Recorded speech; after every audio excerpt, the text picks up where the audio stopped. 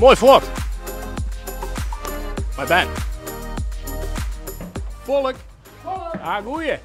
We waren bij de poldermoenen, de olifant. Want ineens, ik zag hier een fiets en ik denk, je mag hier wel. Je mag hier wel, dat klopt. Want Jo, binnen de moeder hier? Ik ben hier de moeder. En hoe lang ben je dat al? Vanaf december. Oh, nog maar krijgt. Ja. Hier is die 2 jaar stil. En ik ben in Dokkum op een moeder. Op een zeilenrust. En daar hebben we wat spul gewoon. En dan had ik gezegd van, ik wil dit net. En dan had ik hier ongeveer, had ik die moeder gewoon. En toen vregen ze eerst van de Friese moeder.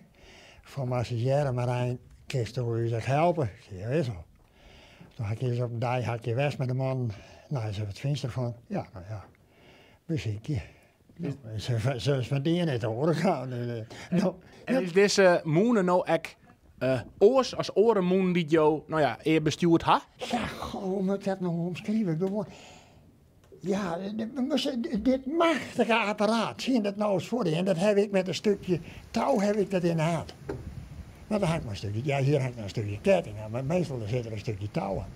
Trek aan het touwtje en hij gaat los. Laat het touwtje los en hij houdt weer op. Jo ben hier gewoon dus echt, ja, verzat op. Ik vind dit machtig. Ik ga wel sinds mijn vrouw zijn, als ik ruilen moest, niet een probleem. En ik liet het nog aan de toeschouwers, maar wat ik ermee bedoel. Nou, dan gaan we weer hier omheen. Ja, je bent hier de moeder. Hoe vaak kom je hier dan? Ja, er wien is, hè? Ja, dat is een heel simpel antwoord. Ik bedoel, als er geen wien is, dan hoor ik je net te komen, want dan heb je niks.